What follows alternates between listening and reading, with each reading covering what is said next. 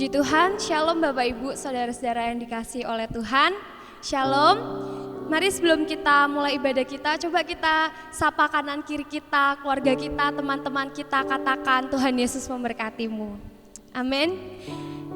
Baik Bapak Ibu, Saudara-saudara, pada pagi hari ini mari kita datang kepada Tuhan dengan segenap hati kita. Kita mau memuji, kita mau memuliakan nama Tuhan. Mari kita bersatu dalam doa.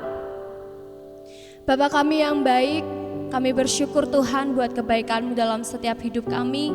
Kami tahu Tuhan kalau kami boleh ada sampai hari ini, itu semua karena cinta kasih-Mu Tuhan dalam hidup kami. Terima kasih Tuhan karena Engkau Allah yang selalu setia. Kami mau kagum, kami mau hormat akan Engkau Allah di atas segala raja. Terima kasih Tuhan, terima kasih Roh Kudus. Mari kita mau naikkan setiap ucapan syukur kita kepada Tuhan. Kita mau sembah Dia Raja di atas segala raja. Kita mau agungkan Dia Allah yang hidup, Dia Allah yang luar biasa, Dia Allah yang setia.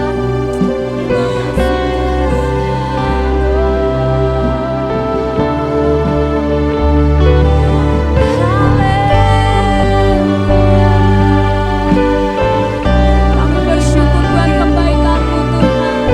Kami bersyukur buat cinta kasih-Mu yang selalu nyata dalam hidup kami.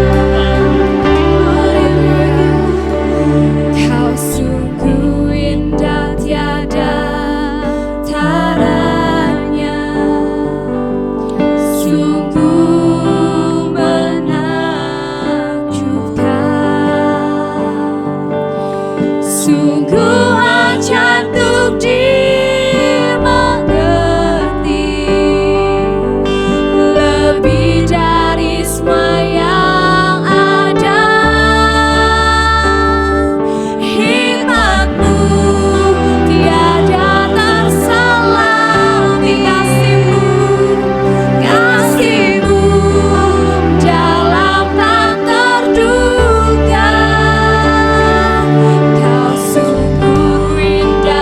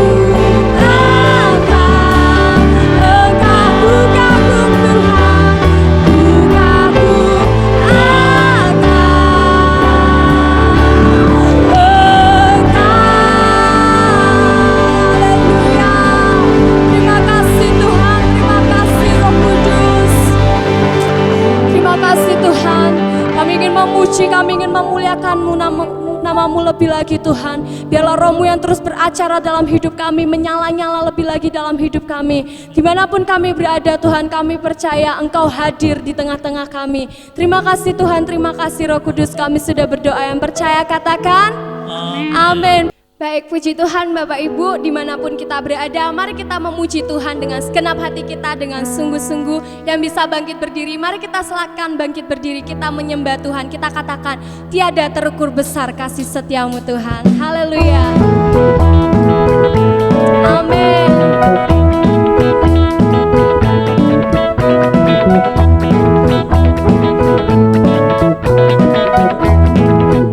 Kita sama-sama. Tiada terukur besar kasih setiamu Tuhan. Panjang dan lebarnya melebihi lautan. Jauh tinggi mengatasi langit, jalannya tak dapat kuselami. Kasih setiamu besar selamanya. Kasih setiamu besar selamanya. Sama-sama katakan, hatiku bersyukur, jiwaku memuji, mulutku pun bersorak memuji Engkau.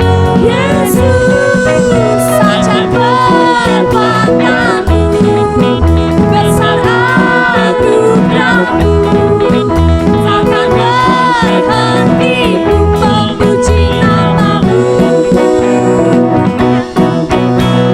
Tiada terukur besar kasih setiamu Tuhan. Amin.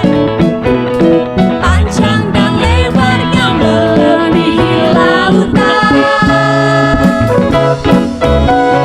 jauh tinggi mengatasi langit, jalannya tak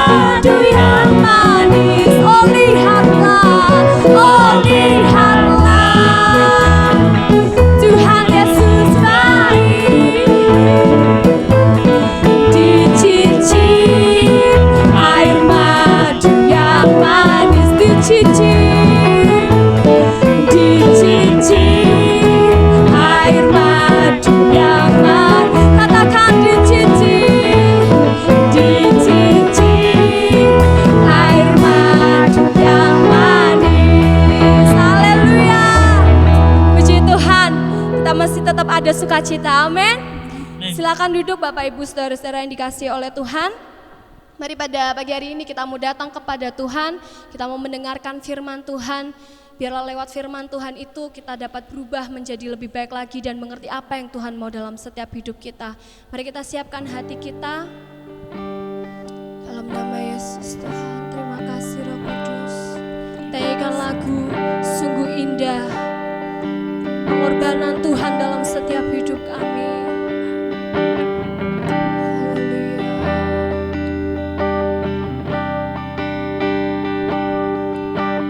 Kemanakah aku dapat pergi menjauhi Roh-Mu yang suci, Kau sahabat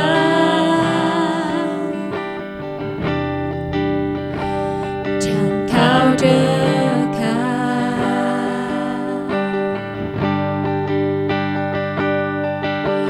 Bahkan seluruh pengabdianku tak bisa membalas kesetiaan-Mu, sungguh mulia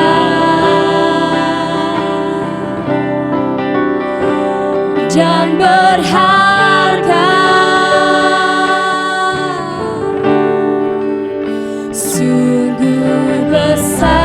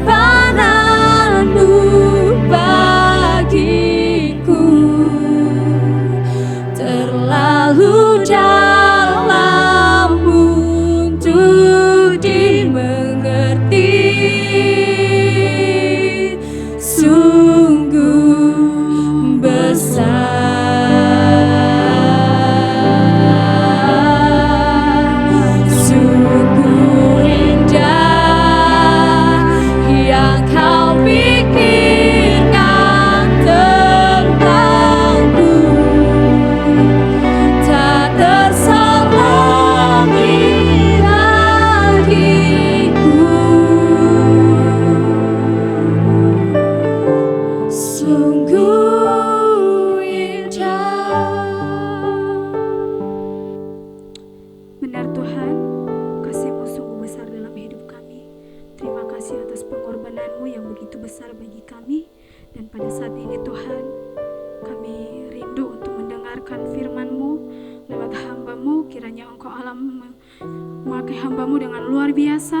Berikan kami hati dan telinga untuk mendengarkan firman-Mu yang disampaikan oleh hamba-Mu ya Bapa di surga, supaya setiap kebenaran firman-Mu yang kami dengarkan tidak lewat begitu saja, tetapi firman-Mu dapat kami pahami, dapat kami mengerti, dapat menjadi rema dalam kehidupan kami, sehingga firman-Mu dapat kami lakukan di dalam kehidupan kami Bapa di surga. Terpujilah Engkau ya Bapa, di dalam nama Tuhan Yesus kami siap mendengarkan firman-Mu. Haleluya, amin. Shalom Bapak Ibu, bagaimana kabar Bapak Ibu di rumah? Kami berharap Bapak Ibu tetap dalam keadaan yang sehat oleh karena Tuhan ada menyertai kita. Pada hari ini, tidak terasa kita telah masuk pada minggu pertama bulan Mei. Waktu yang berjalan begitu cepat, sudah setahun lebih kebanyakan gereja mengadakan ibadah secara online. Bapak Ibu Saudara sekalian, pada hari ini renungan firman Tuhan yang akan saya sampaikan adalah dengan tema mendengarkan dan melakukan. Di situasi di mana kita seluruh dunia sedang digoncangkan oleh karena pandemi COVID-19. Tapi di tengah-tengah situasi ini ada beberapa peristiwa yang terjadi yang mengagetkan. Mengapa hal itu terjadi? Dan apa yang terjadi ini pada saat pemerintah di berbagai negara sedang berjuang untuk melakukan banyak hal untuk menghentikan penyebaran COVID-19. Nah Bapak Ibu, saya ingin menunjukkan beberapa foto. Foto yang pertama adalah bahwa pada tanggal 24 April 2021, lebih dari 50.000 orang memenuhi Eden Park di New Zealand untuk menonton konser band terkenal dari New Zealand yang nama band itu adalah 60 Band. Dan konser itu dihadiri sekitar 50.000 orang dan kebanyakan mereka bisa dikatakan hampir semua tidak memakai masker. Bayangkan dalam satu stadion berkumpul 50.000 orang tanpa masker. Kira-kira apa yang akan terjadi Bapak Ibu Saudara sekalian? Kemudian ada satu ziarah dan festival utama dalam agama Hindu di India, yaitu bernama Kumbh Mela atau Kumbha Mela. Nah, saya mengucapkan ini bukan sedang menyoroti agama Hindu, tetapi saya sedang menyoroti apa yang terjadi. Di dalam upacara festival Kumbh Mela atau Kumbha Mela, ini dirayakan sekali dalam 12 tahun untuk merayakan setiap revolusi yang diselesaikan oleh Brihaspati. Nah, acara utama dari festival Kumbha Mela ini adalah ritual mandi di tepi sungai Gangga di Haridwar, Godavari di Nasik, Krispa di Ujjain, dan Sangam yang di pertemuan Gangga, Yamuna, dan Saraswati di Allahabad. Nah Bapak Ibu Saudara sekalian, biasanya festival Kumbha Mela ini berlangsung selama 4 bulan. Tetapi sebagai tanggapan terhadap pandemi COVID-19, Kumbha Mela di Haridwar telah dibatasi hingga tanggal 30 hari pada bulan April 2021. Jadi yang seharusnya dirayakan itu selama 4 bulan, tapi kali ini dirayakan hanya selama 1 bulan.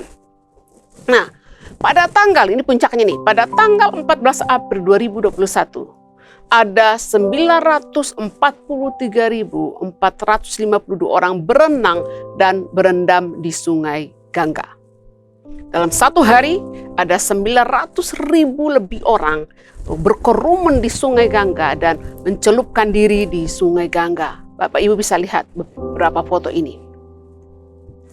Kemudian, pada tanggal 27 Maret 2021, ada lebih dari 5.000 orang menghadiri konser Love of Lesbian di Palau San Jordi, Barcelona, Spanyol.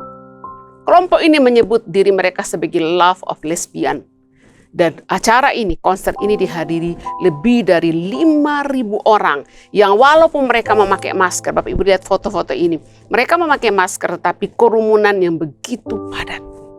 Kemudian yang terakhir, pada tanggal 24 April 2021, ribuan orang turun di jalan di London melakukan demo anti-lockdown. Jadi bayangkan Inggris juga adalah masuk dalam negara-negara yang tinggi sekali orang yang terpapar dengan COVID-19 dan orang yang meninggal. Tetapi kemudian pada tanggal 24 April, ada ribuan orang turun ke jalan demo. Dan demo dengan aturan pemerintah untuk lockdown. Bapak Ibu bisa lihat foto ini. Nah, Bapak Ibu Saudara sekalian, pada minggu ini, data atau daftar yang diberikan oleh Channel News Asia mengenai COVID-19, mereka mengupdate mengenai negara-negara dan jumlah orang yang positif terpapar COVID-19 dan jumlah orang yang meninggal dunia. Nah, dalam layar nanti Bapak Ibu bisa melihat di situ. Saya hanya menaruh beberapa negara yang tinggi sekali. Dan yang paling tinggi itu adalah negara Amerika Serikat. Lebih dari 32 juta orang telah terpapar COVID-19 di Amerika Serikat. Dan sekitar 580 ribu orang telah meninggal dunia. Kemudian di India. Di India sudah mencapai 18 juta orang terpapar dengan COVID-19 dan ada sekitar 210 ribu orang yang telah meninggal dunia. Kemudian bagaimana dengan Indonesia? Indonesia, pada minggu ini ada yang terdaftar. Itu data yang saya dapatkan dari Channel News Asia bahwa ada sekitar 1.655.000 orang Indonesia yang telah terpapar COVID-19 dan ada sekitar 45.000 orang telah meninggal dunia. Dan pada minggu ini, data total dari orang yang terpapar COVID-19 adalah 148 juta orang yang positif dengan COVID-19. Kemudian yang meninggal adalah 3.150.000. Nah, Bapak Ibu Saudara sekalian, virus corona, usia saya sudah setengah abad. Dan baru kali ini saya melihat langsung bagaimana virus yang mematikan ini. Dulu ada banyak virus-virus, ada Ebola lah dan sebagainya, ada virus yang SARS dulu. Ya, Bapak Ibu Saudara sekalian, tetapi virus corona ini sangat berbahaya. WHO dari status waktu mereka kemudian melihat penyebaran virus ini di berbagai negara, kemudian mengumumkan epidemi. Kemudian naik menjadi apa? Pandemi. Dan sekarang ada istilah baru, epidemi pandemi yang terjadi di India disebut sebagai tsunami COVID. Nah, mungkin ini akan menjadi istilah baru di dalam kamus bahasa di berbagai negara mengenai tingkatan-tingkatan dari penyebaran virus. Yang pertama adalah epidemi, kemudian pandemi, kemudian menjadi tsunami. Nah, Bapak Ibu Saudara sekalian, setiap hari, apakah di televisi, di media sosial, di YouTube, setiap hari kita mendengarkan dan melihat berita-berita terkini tentang orang-orang yang terpapar dengan COVID-19 dan orang yang meninggal dunia karena COVID. Ada beberapa teman saya, sahabat, tetangga, yang melewati masa berduka yang sangat-sangat mengerikan oleh karena kematian keluarga mereka karena COVID. Yang paling menyedihkan adalah penguburan dari orang yang meninggal itu tidak bisa dihadiri. Jadi setiap hari kita mendengarkan berita dari berbagai media sosial. Berita-berita yang kita dengar di TV tentang orang-orang yang terpapar COVID-19 dan orang-orang yang meninggal karena COVID-19. Kemudian, tiap hari kita mendengarkan himbauan dari pemerintah untuk melaksanakan protokol kesehatan dengan ketat. Ada himbauan larangan mudik, ada himbauan larangan mengadakan perjalanan, ada kota-kota yang lockdown. Itu adalah usaha dari pemerintah untuk menghentikan penyebaran COVID-19. Tapi pertanyaannya adalah, mengapa masih banyak orang-orang yang tidak percaya bahwa COVID ada? Masih banyak orang, Bapak Ibu Saudara sekalian, orang-orang yang turun ke jalan-jalan, yang tidak memperhatikan protokol kesehatan. Yang berkerumun adalah orang-orang yang tidak percaya COVID ada. Dan mereka juga tidak mau mematuhi peraturan protokol kesehatan seperti social distancing, mencuci tangan, dan pakai masker.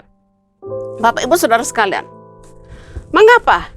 Tiap hari mendengar berita, tiap hari melihat, mendengar dari televisi, mendengar dari media sosial, atau mendengar langsung dari tetangga mereka tentang orang-orang yang meninggal, orang-orang yang menderita sakit oleh karena COVID-19. Tapi mengapa masih orang tidak percaya bahwa COVID ada? Mengapa masih banyak orang yang tidak menaati protokol kesehatan? Mengapa Bapak Ibu? Jawabannya adalah Mereka mendengar tetapi tidak mendengar. Mereka melihat tetapi tidak melihat. Fenomena orang-orang yang mendengar tetapi tidak mendengar, melihat tapi tidak melihat, ini nampak dalam seluruh aspek kehidupan manusia. Dalam kehidupan manusia, dalam responnya, cara dia meresponi aturan-aturan dari pemerintah, dalam kehidupan sosial, politik, ekonomi, dan sebagainya. Dan di dalam kehidupan rohani pun, Bapak Ibu Saudara sekalian, dalam kehidupan rohani pun ada banyak orang-orang percaya pada masa kini yang dikategorikan di sini. Mereka mendengar tapi tidak mendengar, melihat tetapi tidak melihat.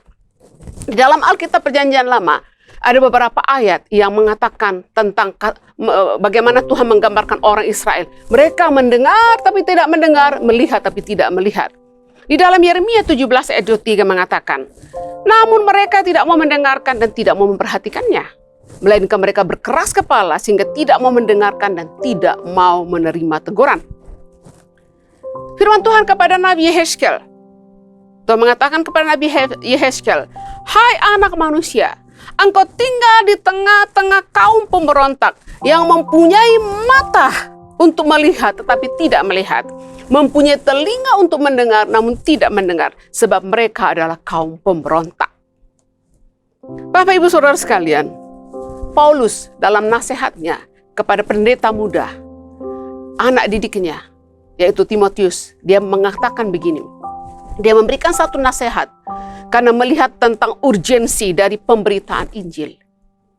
Paulus menasihatkan bahwa kepada Timotius, lakukan pemberitaan Injil dan lakukan tugas pelayananmu dengan sungguh-sungguh. Mengapa? Karena Paulus mengatakan karena akan datang waktunya bahwa orang-orang tidak lagi menerima ajaran sehat. Mereka mengumpulkan guru-guru menurut kehendaknya untuk memuaskan keinginan telinganya. Mereka akan memalingkan telinganya dari kebenaran dan membukanya bagi dongeng-dongeng. Jadi waktu Paulus mengatakan, Timotius, serius dengan panggilanmu, serius dengan pelayananmu, lakukan dengan sungguh-sungguh karena mumpung masih ada kesempatan, karena ada masanya. Orang tidaklah mau lagi menerima ajaran sehat. Mereka lebih suka mendengarkan ajaran-ajaran dari pemberita-pemberita, dari pendeta-pendeta yang hanya untuk menyenangkan keinginan telinganya. Mereka memalingkan telinganya dari kebenaran dan membukanya bagi dongeng-dongeng. Bapak Ibu Saudara sekalian, berhati-hatilah, berawas-awaslah. Fenomena aneh di seluruh dunia bahwa penduduk tidak mau dengarkan dan lihat apa yang sedang terjadi di negaranya.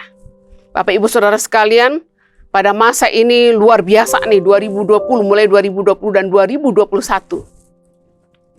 Fenomena apa? Orang mulai demam dengan media sosial. YouTube, Facebook, Instagram, live.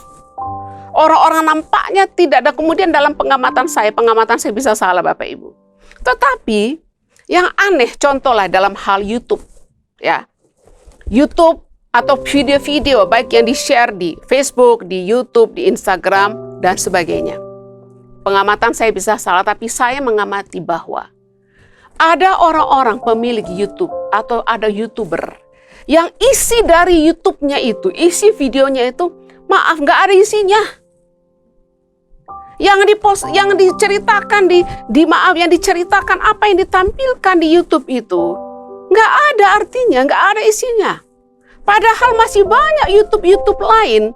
Jadi gini, perbandingan antara YouTuber yang isinya itu aneh-aneh, yang sebenarnya nggak ada konten, kemudian orang yang menyampaikan dan isinya bagus, membangun, itu lebih banyak yang like, yang follow, yang nonton, YouTuber yang isinya itu nggak karuan, Bapak Ibu Saudara sekalian. Nggak usah jauh-jauh. Ini live ini, setiap minggu Bapak Ibu ada ibadah online. Baik ibadah sekolah minggu maupun ibadah umum. Berapa yang melihat? Tetapi ada YouTuber yang omongannya tidak karuan, bisa ribuan, bisa jutaan. Kenapa?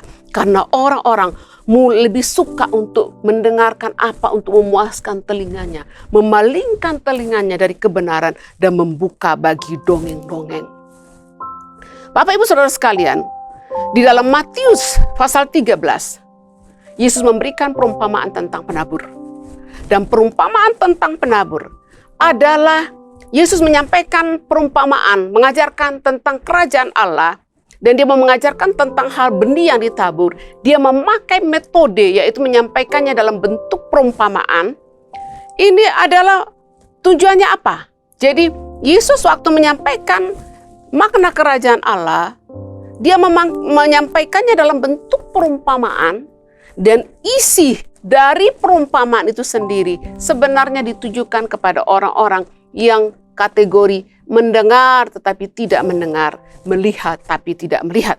Mengapa? Bapak Ibu bisa buka sekarang dalam Matius pasal 13 tentang cerita mengenai seorang penabur. Dan inti dari cerita ini bahwa yang menjadi kunci untuk benih itu bertumbuh adalah tanah yang baik. Tapi Yesus kemudian menyampaikan kebenaran ini melalui perumpamaan. Kenapa? Karena hati orang sudah kebal, hati orang sudah tebal, telinga orang sudah tebal, tidak bisa menerima. Jadi harus ada metode khusus untuk menyampaikan supaya dipahami.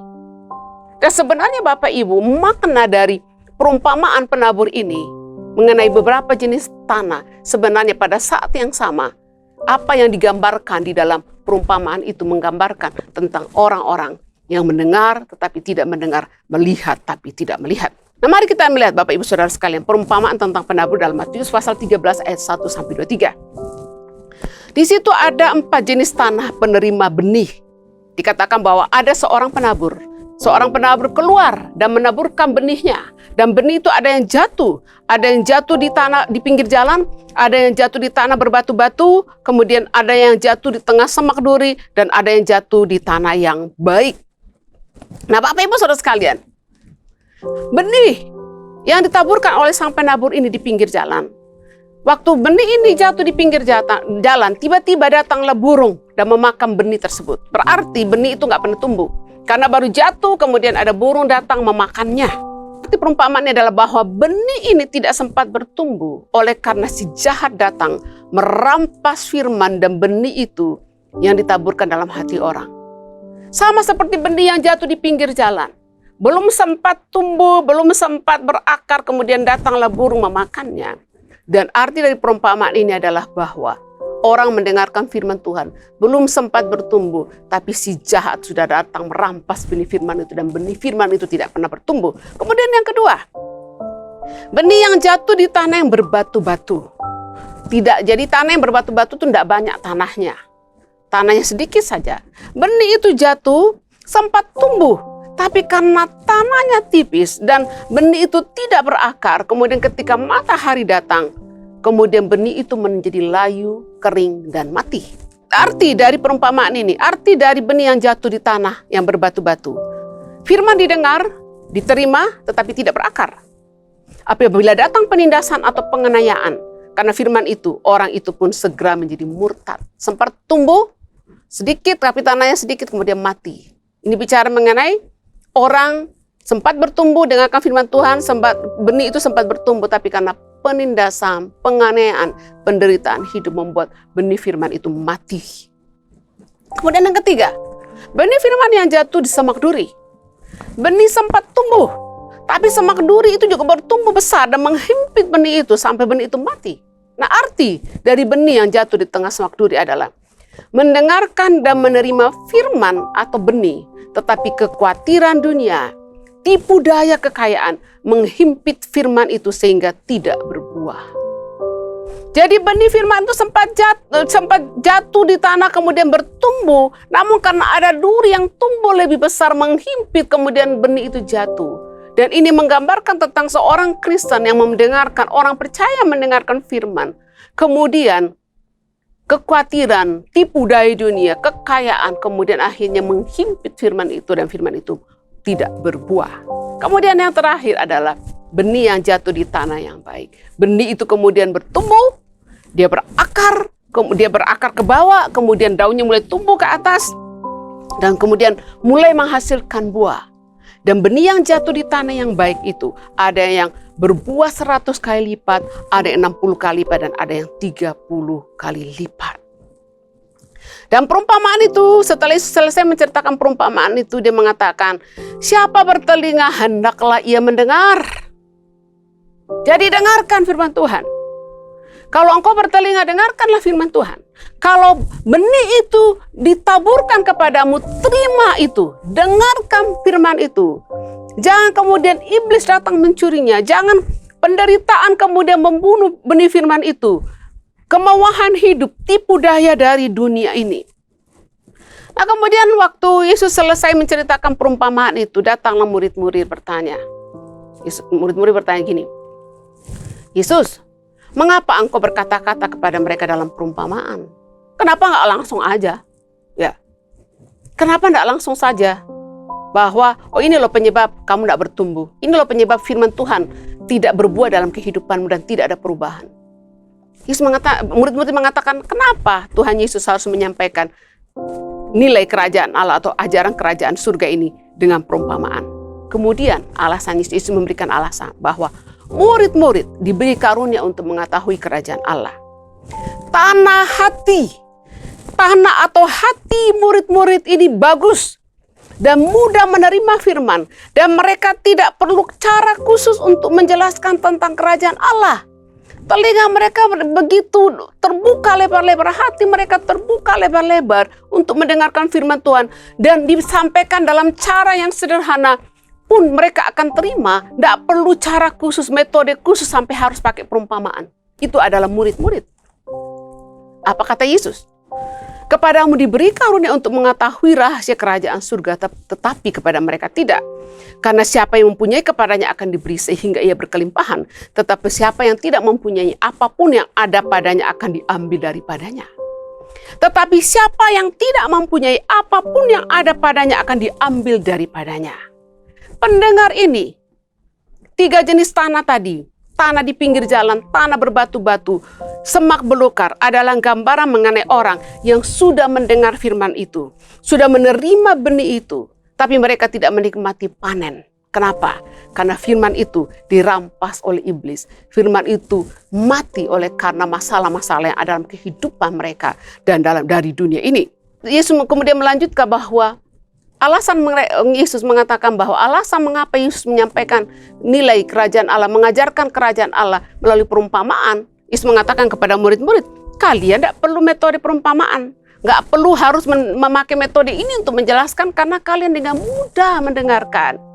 Hati kalian begitu lembut untuk mendengarkan, dan benih firman yang ditabur itu selalu bertumbuh. Tapi orang-orang ini harus pakai metode khusus, harus pakai cara khusus untuk menyampaikan firman Tuhan. Mengapa?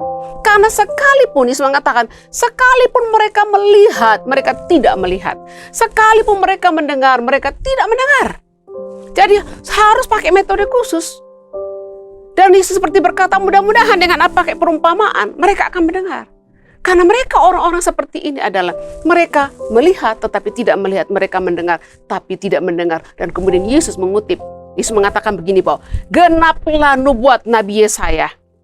Yesus kemudian mengutip pernyataan nubuatan Nabi Yesaya, dia mengatakan bahwa kamu akan mendengar dan mendengar namun tidak mengerti. Kamu akan melihat dan melihat namun tidak menganggap. Mengapa? Orang yang digambarkan oleh Nabi Yesaya waktu dia bernubuat, bahwa mereka mendengar tapi tidak mendengar, mereka melihat tapi tidak melihat. Yesus mengatakan pendengar dari perumpamaan penabur ini, itu adalah orang-orang yang mendengar tapi tidak mendengar, melihat tapi tidak melihat. Mengapa mereka mendengar tapi tidak mendengar? Mengapa mereka melihat tapi tidak melihat? Karena hati bangsa ini telah menebal. Telinganya berat mendengar dan matanya melekat tertutup. Jadi dalam bahasa aslinya hati bangsa ini telah menebal. Hatinya itu gemuk. Terlalu tebal sampai benih itu tidak bisa sampai. Telinganya itu berat mendengar. Matanya tertutup. Makanya mereka mendengar tapi tidak mendengar. Melihat tapi tidak melihat. Tuhan Yesus sedang menyampaikan bahwa kondisi tanah hati pendengar adalah kunci untuk hidup dan firman-Nya akan berbuah. Jadi yang menjadi kunci untuk benih firman itu hidup dan berbuah adalah kondisi dari tanah itu. Yang menjadi kunci untuk firman Tuhan bertumbuh, berakar dan berbuah dalam kehidupan orang percaya adalah kondisi hati penerima firman itu. Kondisi hati mereka. Dan dalam perumpamaan ini sangat unik Bapak Ibu Saudara sekalian. Waktu Yesus memberikan alasan penggunaan perumpamaan untuk mengajarkan nilai-nilai kerajaan Allah. Mengajarkan kebenaran kerajaan Allah melalui perumpamaan adalah metode, teknik khusus yang dipakai oleh Yesus karena orang banyak atau pendengar bukanlah orang yang mudah mendengar. Bukanlah orang yang mudah menerima dan memahami kerajaan Allah. Mereka adalah orang yang mendengar tapi tidak mendengar, melihat tapi tidak melihat. 3 jenis tanah tempat benih ditaburkan oleh sang penabur adalah gambaran kondisi tanah dari pendengar perumpamaan tersebut.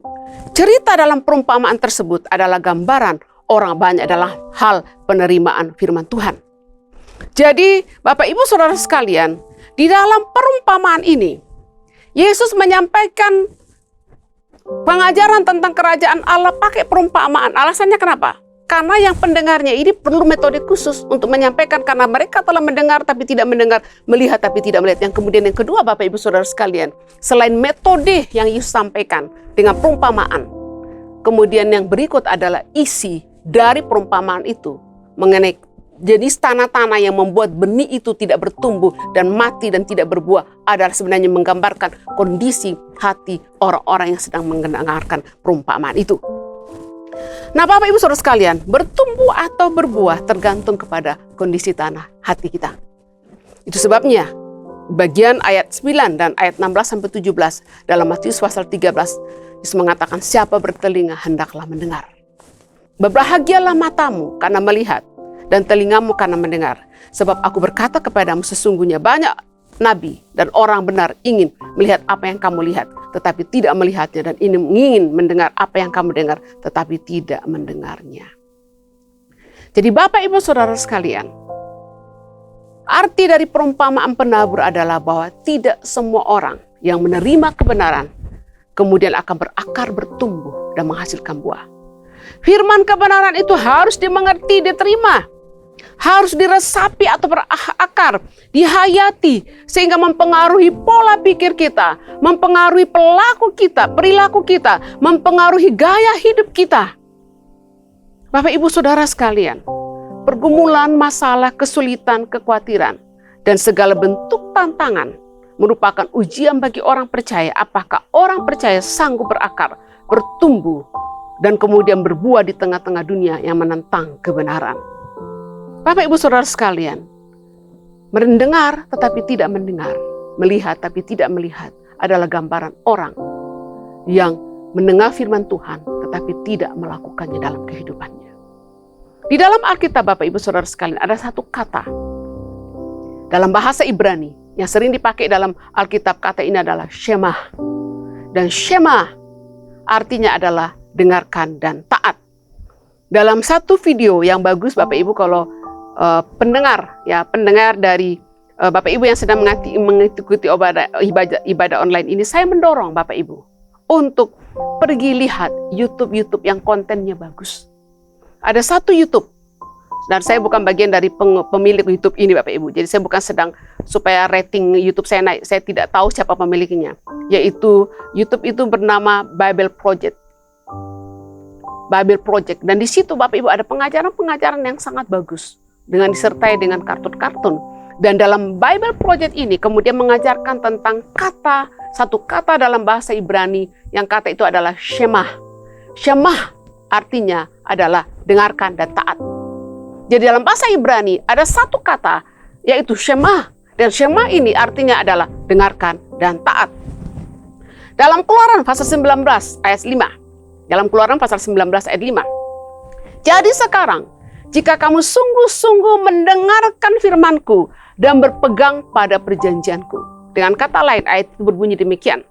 Jika sekarang kamu sungguh-sungguh mendengarkan, jika kamu sungguh-sungguh shema firman-Ku dan berpegang pada perjanjian-Ku. Jika kamu sungguh-sungguh mendengarkan, ingat kata shema, mendengarkan dan lakukan.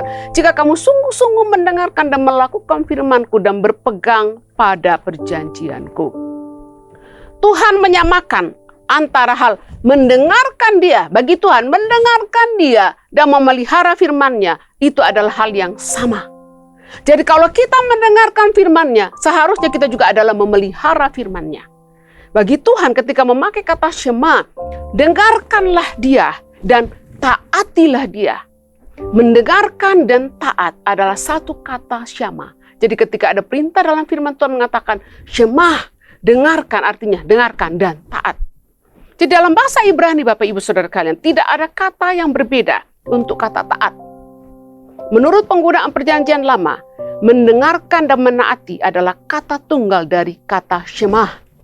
Hampir semua kata taat dalam Alkitab diterjemahkan dari kata Shema. Musa mengambil kitab dalam Keluaran pasal 24 ayat 7. Musa mengambil kitab perjanjian itu lalu dibacakannya dan didengar oleh seluruh bangsa itu. Dan mereka berkata, segala firman Tuhan akan kami lakukan dan akan kami dengarkan. Jadi waktu setelah Musa selesai membacakan firman itu, kitab perjanjian dibacakan oleh firman dan didengarkan oleh bangsa Israel. Mereka berkata bahwa segala firman Tuhan akan kami Shema. Semua firman yang kubacakan dari kitab perjanjian itu akan kami Shema. Kami akan dengarkan dan akan kami lakukan. Kata mendengar atau Shema adalah contoh yang sangat baik dari perbedaan antara orang bahasa Ibrani dan bahasa yang lain. Bahasa Ibrani menekankan tindakan fisik, sedangkan bahasa lain, budaya Barat dan budaya Yunani menekankan aktivitas mental. Dalam bahasa Ibrani, kata Shema menggambarkan pendengaran dan juga efeknya. Memperhatikan, jadi kata Shema adalah memperhatikan, taat, dan melakukan apa yang diminta. Kata Shema juga merupakan nama lain dari kata sumpah setia yang diucapkan oleh orang-orang Israel yang taat setiap pagi dan malam dalam Ulangan 6 ayat 4-5. Mari kita melihat. Orang Israel setiap hari pagi dan malam, setiap hari, pokoknya paling tidak 2 kali dalam sehari, mereka menaikkan doa. Dan isi doa ini adalah mengekspresikan penyembahan dan kesetiaan mereka kepada Allah. Dan ayat yang dibaca itu adalah Ulangan pasal 6 ayat 4-5. Mari kita lihat ayat ini.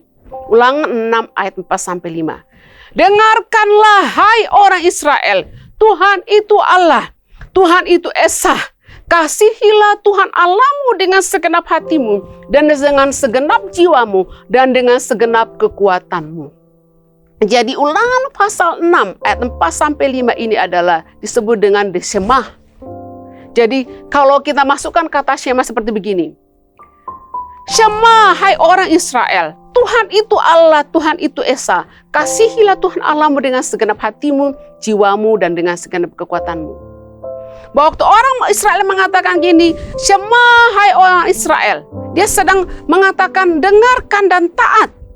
Dengan mengucapkan doa ini Bapak Ibu Saudara sekalian, dalam Ulangan pasal 6 ayat 4-5, orang Yahudi sedang mengingatkan diri mereka akan komitmen mereka untuk mengasihi Allah, pengabdian untuk mengikuti Allah dan melakukan kehendaknya. Perhatikan kata mengasihi Tuhan dengan apa? Segenap hatimu, jiwamu, dan dengan segenap kekuatanmu. Kemudian Bapak Ibu Saudara sekalian, orang-orang Yahudi juga akan mulai mengajarkan anak-anak mereka, sejak anak mereka mulai jalan dan mulai berbicara, mereka akan segera mengajarkan pentingnya Shema, yaitu mendengarkan dan taat. Nah, arti kata Shema itu ada 2, Bapak Ibu Saudara sekalian. Arti yang pertama adalah dengarkan. Dalam bahasa Inggris, hear and listen. Kata mendengarkan di sini, jadi makna Shema itu ada 2, mendengarkan dan taat. Yang pertama adalah mendengarkan, dan dalam hal mendengarkan ini ada 3 makna di situ. Yang pertama adalah berhubungan dengan telinga. Di dalam Amsal 20 ayat 12 mengatakan, telinga yang mendengar dan mata yang melihat, kedua-duanya dibuat oleh Tuhan. Ears that Shema and eyes that see, the Lord has made them both. Jadi telinga yang Shema dan mata yang melihat, kedua-duanya dibuat oleh Tuhan. Jadi mata ketika bicara mengenai mendengarkan atau Shema dalam pemahaman mendengarkan ini berhubungan dengan telinga. Kemudian yang kedua, arti kata Shema dalam arti mendengarkan di sini artinya adalah menaruh perhatian atau fokus kepada sesuatu atau seseorang. pay attention to atau focus on. Jadi kemudian kita melihat dalam Kejadian 29 ayat 33 bahwa setelah melahirkan, Lea menamakan anaknya Simeon. Dalam bahasa Ibrani adalah Shimon. Jadi mengapa Lea menamakan anaknya Simeon atau Shimon? Lihat dalam ayat 33. Sesungguhnya Tuhan telah mendengar bahwa aku tidak dicintai, lalu diberikannya pula anak ini kepadaku. Maka ia menamai anak itu Simeon atau Shimon. The Lord has shema that I am unloved. Jadi Lea di sini mengatakan bahwa Allah telah mendengar, seperti Allah telah menaruh perhatian dan fokus kepadaku. Allah telah shema.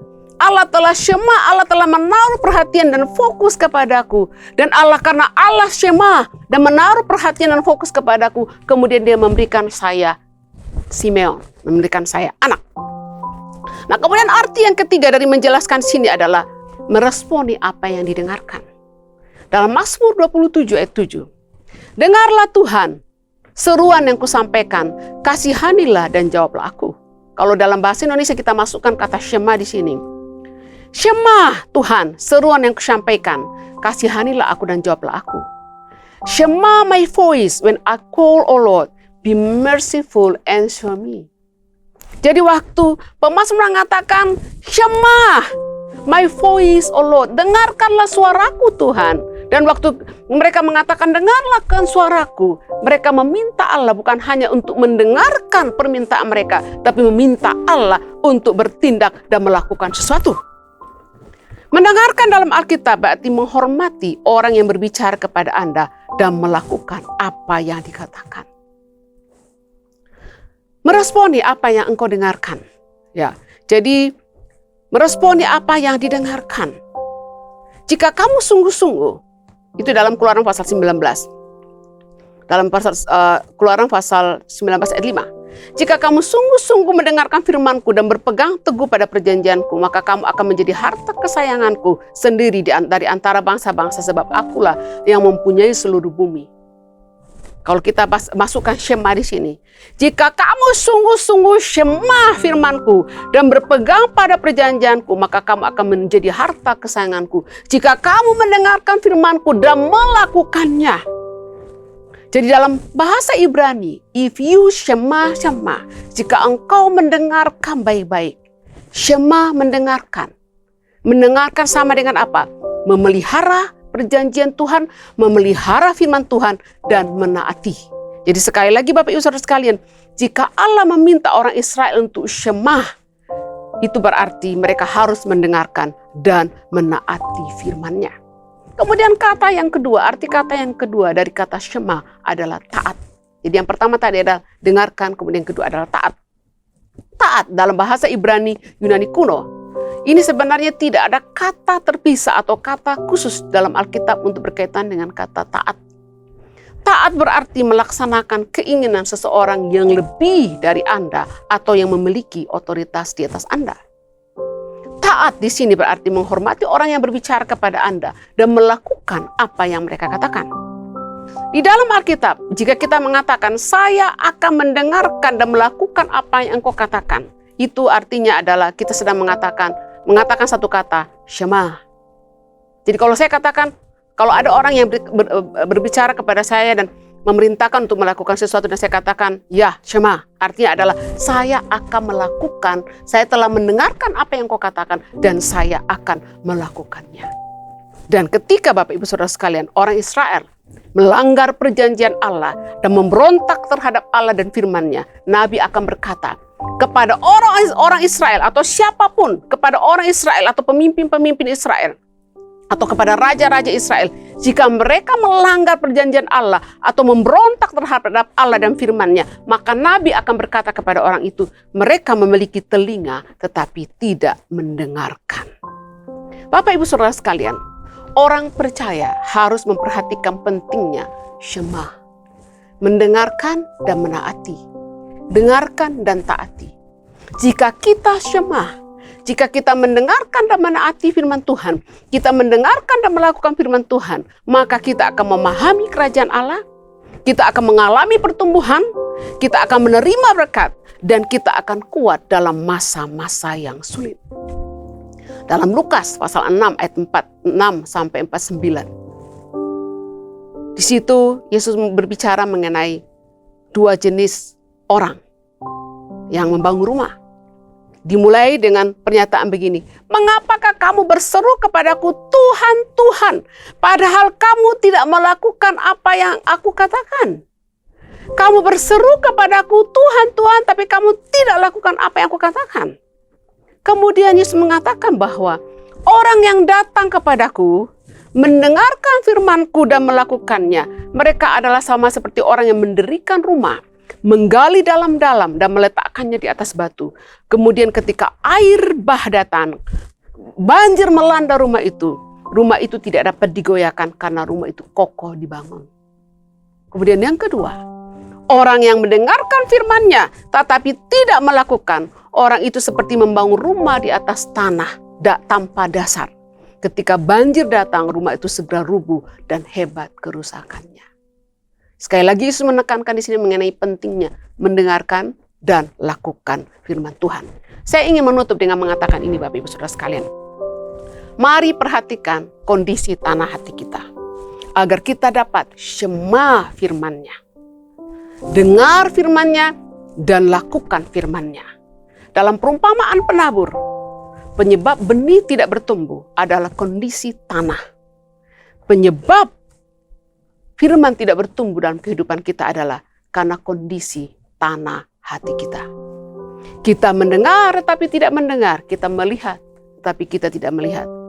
Karena firman yang kita terima tidak pernah ada buahnya dan tidak pernah bertumbuh dalam kehidupan kita. Kemudian yang kedua, kehidupan Kristen yang berhasil. Kalau Bapak Ibu ingin memiliki kehidupan Kristen yang berhasil, datang kepadanya, dengarkan firman-Nya dan lakukan. Datang kepadanya dan katakan, "Ya Tuhan, aku syema. Aku mendengarkan firman-Mu dan aku akan melakukannya." Demikian firman Tuhan pada hari ini, Bapak Ibu Saudara sekalian. Mari lembutkan hati kita. Jangan izinkan iblis, jangan izinkan kekerasan hati kita, jangan izinkan masalah-masalah di dunia ini, semak duri, penderitaan, godaan dunia ini, kekayaan dunia ini, mencuri benih firman Tuhan itu. Dan kemudian akhirnya benih firman Tuhan yang kita terima tidak pernah bertumbuh dan tidak pernah berbuah. Mari Bapak Ibu bertekad untuk mengatakan, "Ya Tuhan, aku akan syema kepada firman-Mu. Aku akan mendengar dan menaatinya." Tuhan memberkati Bapak Ibu Saudara sekalian. Amin. Bapak Ibu, kita telah mendengarkan firman Tuhan. Dan mari kita datang kepada Dia dan katakan, "Tuhan, tolong aku. Tolong aku, kuatkan aku, mampukan aku, supaya aku mampu menjadi orang yang mendengarkan firman-Mu dan menjadi pelaku firman-Mu." Dan pada hari ini Bapak Ibu, kita akan masuk dalam persekutuan dengan tubuh dan darah Kristus. Perjamuan kudus diadakan sekali sebulan. Tujuannya apa? Perjamuan kudus adalah mengingatkan kita tentang kasih terbesar yang dinyatakan oleh Yesus. Itu Dia rela mati di atas kayu salib, menggantikan kita, supaya kita bisa dibebaskan dari kutuk dosa. Pada hari ini Bapak Ibu Saudara sekalian, kiranya dengan mengingat kematian Kristus, hati kita dilembutkan untuk kemudian datang kepada Dia, datang kepada Allah untuk hidup sungguh-sungguh, mendengarkan firman Tuhan dan melakukannya. Bapak Ibu Saudara sekalian, yang di rumah silakan mulai membagikan unsur-unsur perjamuan kudus kepada anggota keluargamu. Saya mempersilakan.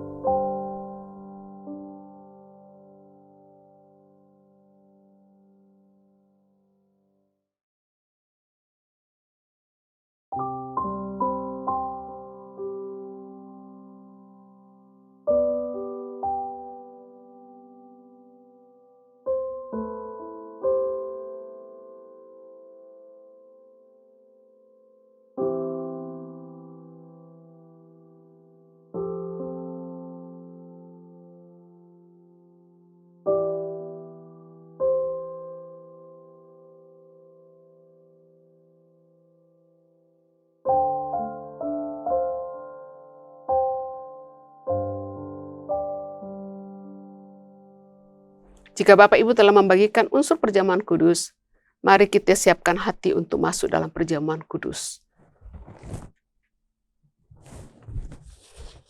Mari kita berdoa terlebih dahulu Bapak Ibu Saudara sekalian.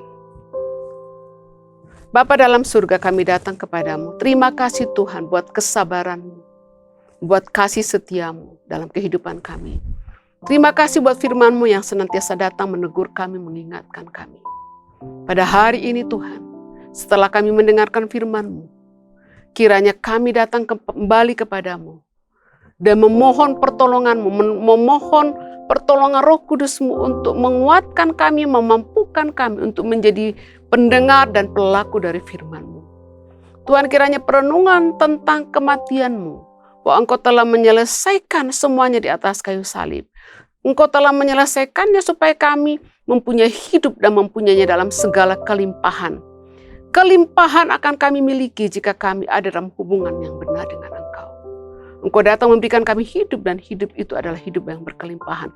Ketika kami membuka hati kami dan pikiran kami mendengarkan firman-Mu dan kami syemah, kami melakukan dan menaatinya, maka kami akan mengalami hidup yang berkelimpahan itu. Tuhan, sekali lagi lembutkan hati kami untuk melihat apa yang terjadi di sekitar kami. Untuk kemudian kami memutuskan untuk sungguh-sungguh dalam perjalanan kehidupan kekristenan kami. Kami siap untuk masuk dalam persekutuan dengan tubuh dan darah-Mu. Amin. Bapak Ibu silakan mengambil roti dan cawan. Mari Bapak Ibu mengangkat roti di tangan kanan dan dengarkanlah firman Tuhan.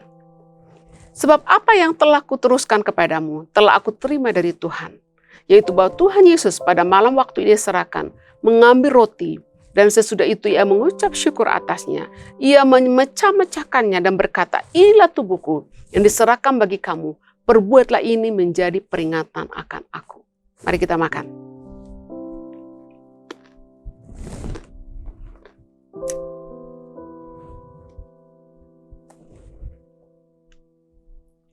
Bapak Ibu mari mengangkat cawan di tangan kanan dan dengarkanlah firman Tuhan. Demikian juga ia mengambil cawan sesudah makan. Lalu berkata, cawan ini adalah perjanjian baru yang dimateraikan oleh darahku. Perbuatlah ini setiap kali kamu meminumnya menjadi peringatan akan aku. Sebab setiap kali kamu makan roti ini dan minum cawan ini, kamu memberitakan kematian Tuhan sampai ia datang. Mari kita minum.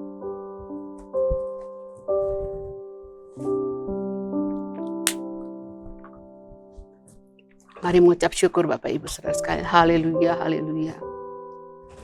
Haleluya, haleluya. Mari datang kepadanya.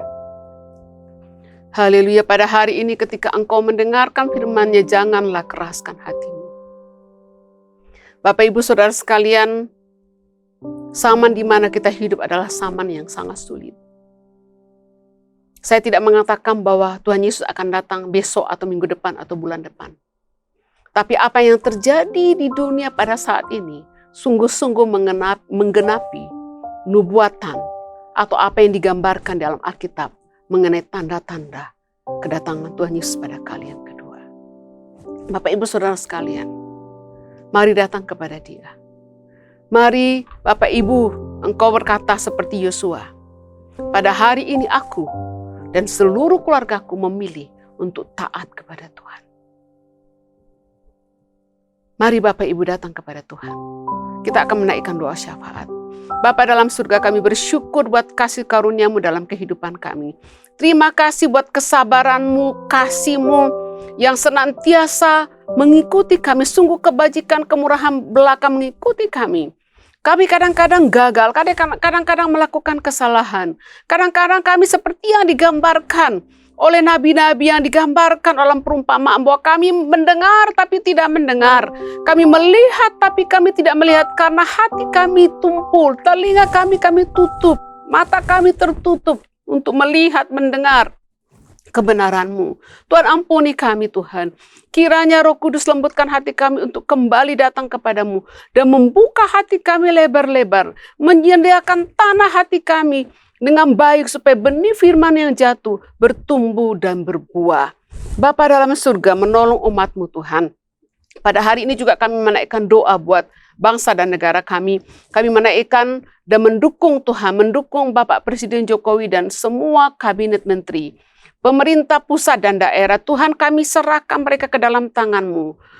Tuhan berikan mereka hikmat Tuhan, kebijaksanaan, urapan-Mu, otoritas-Mu turun ke atas mereka untuk memimpin bangsa ini. Menjagai mereka, melindungi mereka Tuhan, memberikan mereka kesehatan yang baik, memberikan mereka ide-ide Tuhan.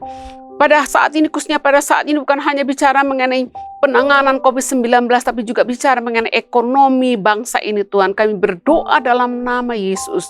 Tuhan, sekali lagi berdoa buat seluruh umat-Mu.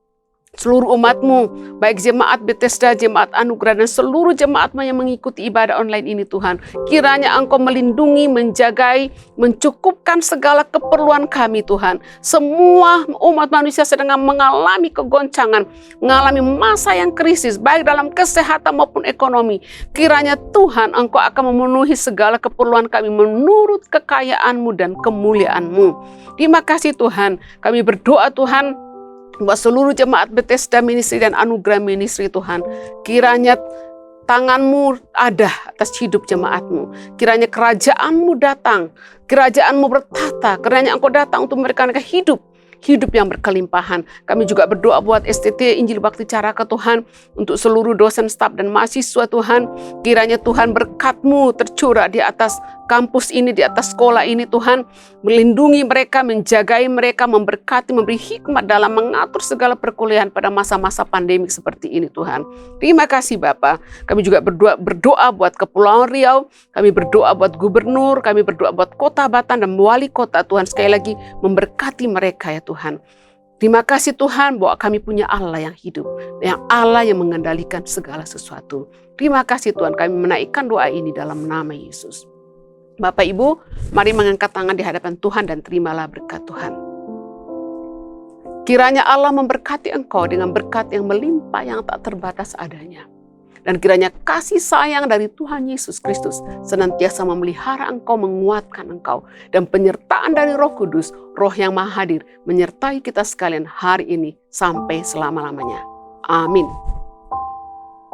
Shalom Bapak Ibu, Tuhan memberkati. Selamat hari Minggu. Puji Tuhan, Bapak Ibu, saudara-saudara yang dikasihi oleh Tuhan. Pada pagi hari ini ibadah kita sudah selesai. Mari kita naikkan setiap ucapan syukur kita, pujian untuk kita yang berkata, kami memuji kebesaran-Mu.